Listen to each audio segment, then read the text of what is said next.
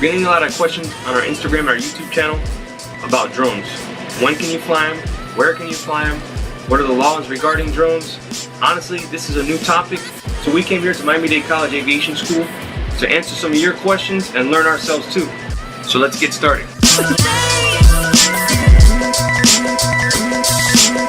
As you see, one of the requirements here at the school is to have aviators, like my man right here.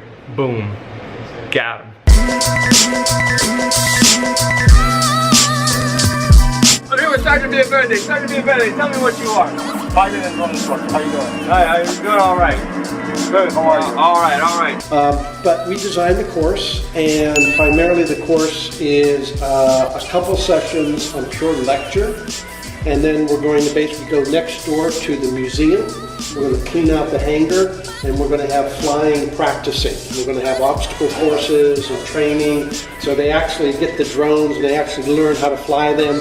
Then you get proficient. We have obstacle courses, and then the next week we even have some competition. We have some races and everything. All right, guys, and here's what we came for. Sarge, can you explain to us what kind of drone this is we have today? Model of this drone is the DJI Phantom. Okay, so Sarge is going to show us how to safely turn on the DJI Phantom. You want to make sure that the battery is inserted, that you have enough power. If you have a full bar, that means that the battery is full. Okay, so the second thing you want to do is we want to make sure that the remote control is in the off position.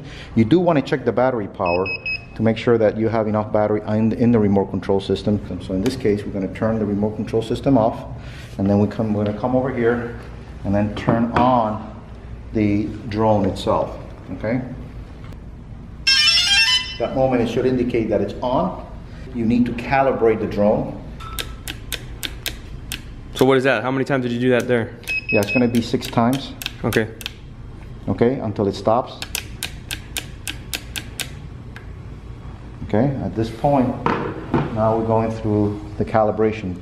Now we're going to go ahead and turn it, okay, for the purpose of making sure that it calibrates between the lights. Can you explain what calibration is? Calibration means that you want to make sure that it's properly synchronized between the remote control system and the drone itself to avoid it from flying inadvertently out of control. So that's the whole purpose of making sure that the calibration is done. Okay, so we want to move it in a counterclockwise direction and a clockwise direction, as you can tell. Once you have green light, that means it has been fully calibrated, which means now you are receiving the proper signal to the remote control system, and it should be ready to fly.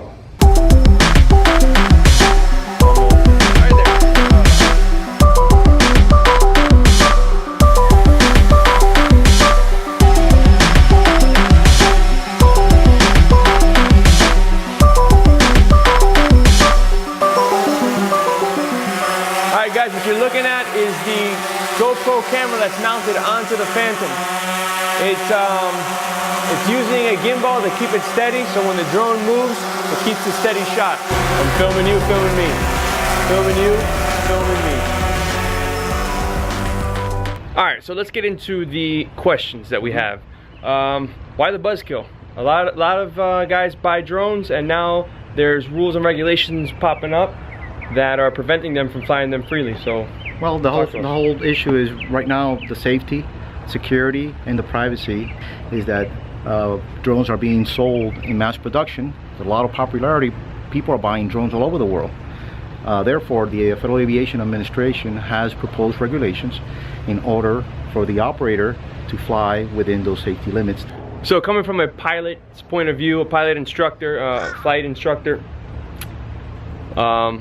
you understand that, but it's a little complicated to me and probably to some guys, so maybe you can bring it down a little bit. And I understand that because most hobbyists that are flying drones today don't understand that, number one, it is considered an aircraft. Number two, when you purchase a drone under 55 pounds, now you have to register with the FAA. All right, so let's break this down. So let's say one of our viewers, they go and they buy a drone. Can he or she fly it at their local park? Yes. However, if they're within 5 miles of an airport, they have to contact the airport control tower in order to ask permission. If they're outside of 5 miles, they can fly, pertaining that they are, number one, operating in the daytime, below 400 feet, maintaining visual observation of the drone, and it's being flown in a safe manner. So these rules that you just mentioned, where do they apply? Do they apply to local, federal, state?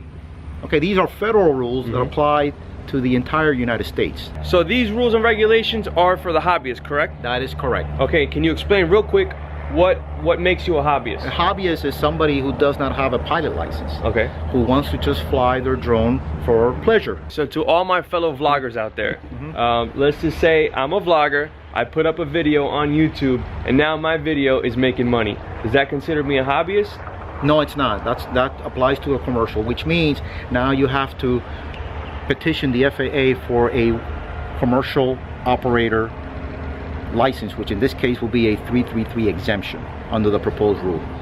All right, so let's clarify this. If you're flying your drone and you're making any money off of it, it's considered commercial use. So, what is a 333? 333 is an exemption or a permission by the FAA to the operator to be able to use that drone for commercial use. All right, you keep saying rules and regulations. Now, if I was to violate any of these rules and regulations, can I go to jail? And the answer is no. It's an administrative violation and you can get fined. Okay, so is there any way that I can go to jail from flying a drone? And the answer is yes. If you operate your drone in a reckless manner and you injure someone, there are local, state, and even federal charges that can be imposed against you. So if I have any further questions, where can I go to get my answers? The best source of information is under the FAA website. It's faa.gov under UAS. That stands for Unmanned Aircraft System. Okay, so we're gonna put that down in the description below. Sarge, thank you for your time. Thank you. I appreciate your time. I know you gotta go. You're a busy man. Thank you. And thanks. And appreciate it. Fly safely. I don't know what these guys say. All right, we got a rundown on how to operate a drone and where we can operate it. I want to go fly some drones. Marine Stadium.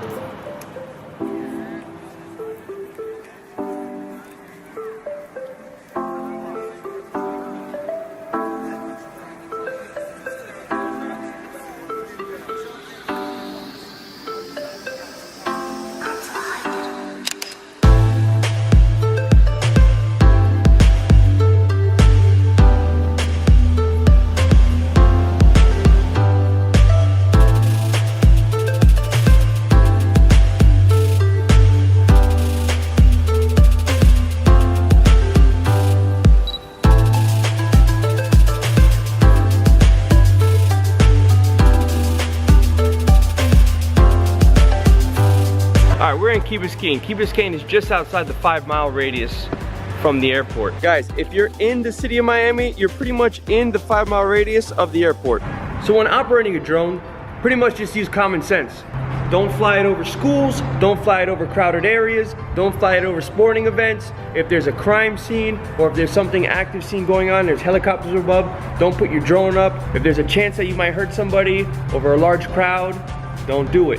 Just like you saw when we went to Ultra and we went to Calle Ocho, there was no drones allowed. Disclaimer, this is not legal advice we're giving you. Everything we got was from FAA.org, so if you want, check it out. Go to FAA.org, check it out for yourself. Also, check with your local agencies. They might have further restrictions or further rules besides the ones at FAA.org. So, remember, this is not legal advice. Disclaimer. Disclaimer, disclaimer. Want to give a quick shout out to the Miami-Dade School of Aviation. Thank you for letting us use your facility. They just started drone classes this week. We're going to put the link in the description below. Make sure, go check it out if you're interested. Register for classes because you're making an investment in your drone. I'm Nick with Miami PD. Don't forget to like, share, subscribe, and most of all, fly safe. Adios.